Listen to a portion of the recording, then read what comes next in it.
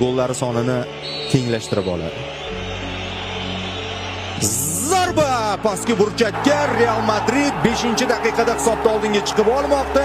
Hakam vaziyatga yaqin turganligi sababli indamadi. Mana bu yerda esa Mbappe oldinga qarab chiqyapti. Zarba 2-0 mi yoki ofsaydmi? Hozircha ofsayd emas. 2-0. Viniciusning super uzatmasi, Mbappe 1-1 qochib ketyapti. Telefonlar Pedri. Kombinatsiya Torres. Yamal qildi yana Yamal. Chap oyoqda 2-2. Shu yerdaman deyapti.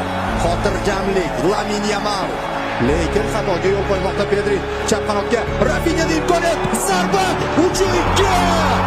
3-2 Barselona hisobda oldinga chiqib olmoqda. Mana qanday qaytish. Real qanchalik tez ikkita gol urgan bo'lsa